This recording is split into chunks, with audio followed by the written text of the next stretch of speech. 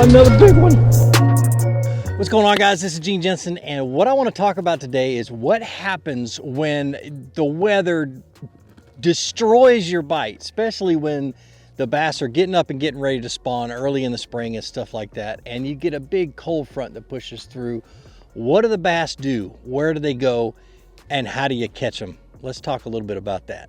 All right, so right now in Florida, I'm faced with those conditions. I'm faced with cold weather just moved in, and we're gonna have 3 or 4 days of cold nights.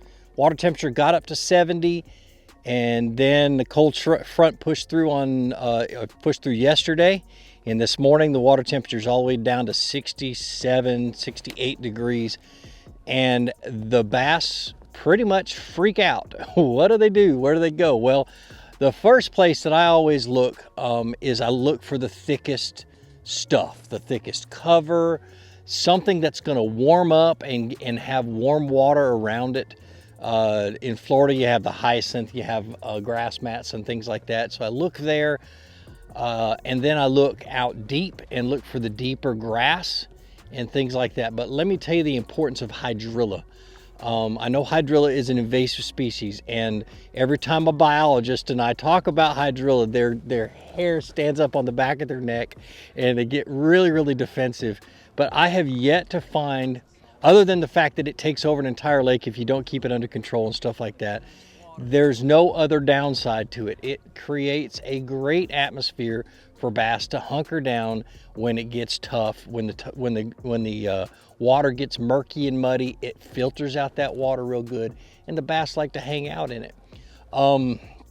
The other one is just they go deep and get to the next drop. So say they're up spawning and they're getting ready to spawn, and a cold front pushes through. A lot of people say, oh, they go back. Go back where? You know, you hear that all the time. They drop back, they fall back. I think of it more as they pause, and they find a place to hunker down until the temperature and the conditions get right again, and then they move back to spawn. They don't typically move very far away. They'll move to the nearest drop, or the nearest thick cover, or the nearest depth that they're comfortable at. And that's kind of what I'm faced with right now here in Florida.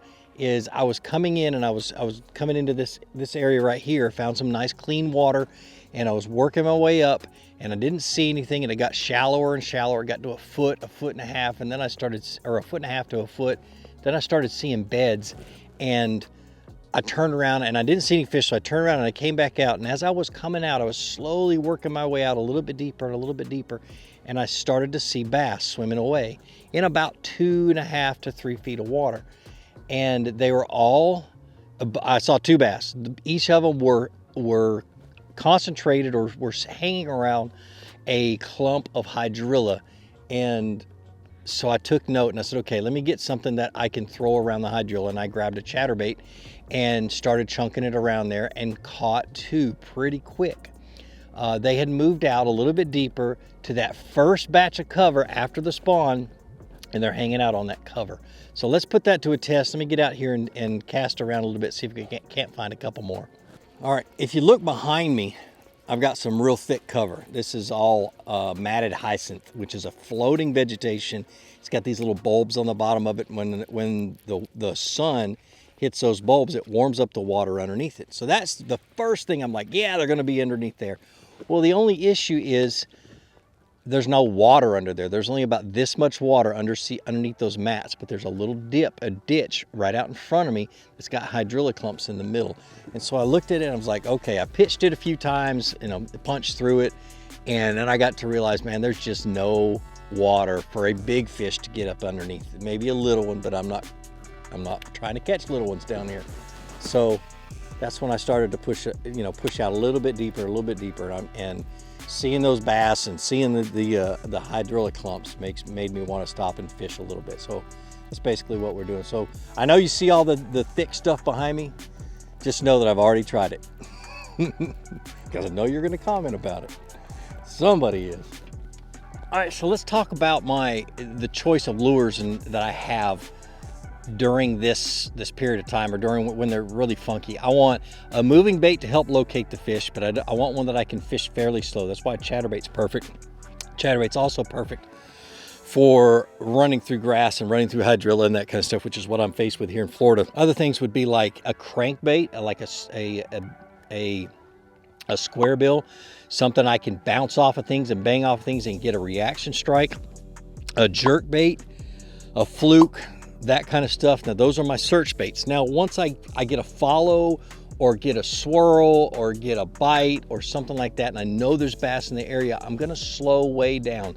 These guys are in a funk, and so I'm gonna slow down with something really, really easy, and I'm gonna choose or really slow and really finessey, but I'm gonna choose the lure according to the conditions and according to the spot that I'm fishing. So right now I've got hydrilla out in the middle, and one of the best things, of my favorite things to fish in submerged grass that's real clumpy, is a swim worm. And I just did a video about how to do it just the other day, so I'm not gonna go through that. I'll link it right up here so you guys can watch it, but I'm gonna choose a swim worm because I can drag it very slowly and very methodically through these clumps of grass, and I'm gonna work the area really thorough. If one bass is there when the conditions are bad, then there's more than one bass. You may not be able to get them all to bite, but you can definitely, your chances go up quite a bit. But go really slow. Say the bass are up off the spawning area and on a drop. Some of the things I like to throw is like a Carolina rig, something I can drag slow. A small jig. I don't like to go big chunky jigs that time of the year. A small jig. What else? That's about it off the top of my head that I would throw. But you know, something like a shaky head. Shaky head works great, especially in those spotted bass lakes, things like that. When they get in a funk, throw a shaky head around, and but always identify the spawning area and then pull out just a little bit. Look for the nearest cover in a little bit deeper water, or look for a drop off, and they're going to be right along that drop off, or a rock pile, or something that's just out from that spawning area. They're not going to go way out to the middle of the lake. They're just going to stop right there and hang out and wait and feed a little bit, and hopefully they bite your worm. So let's drag around, see what happens.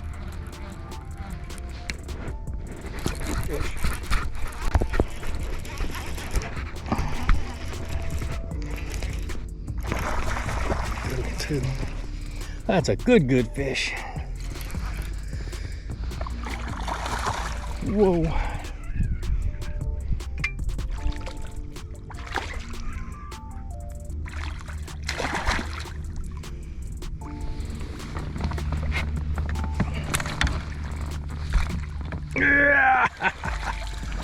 Man, that's a solid one. Out here in the middle of nowhere, found the cleanest water. Caught a good one.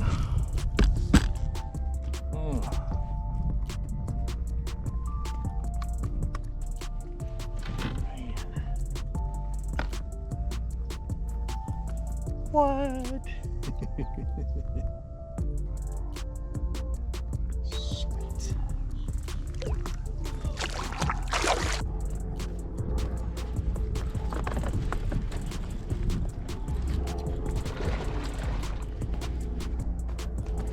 Whoa, another big one.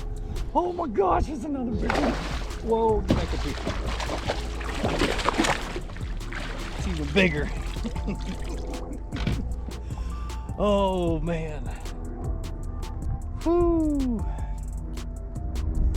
Telling you, just gotta find that clean water when the conditions get rough down here in Florida. But goodness gracious, look at this freaking chunky fish.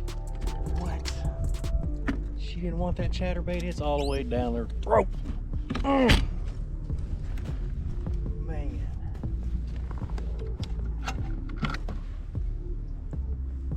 Gosh. We'll get a weight on her.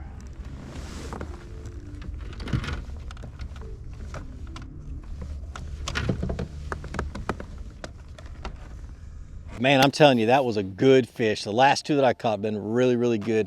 I'm gonna stay here and fish in this area a little bit, and if I catch a giant, I'm gonna post it at the end of this video.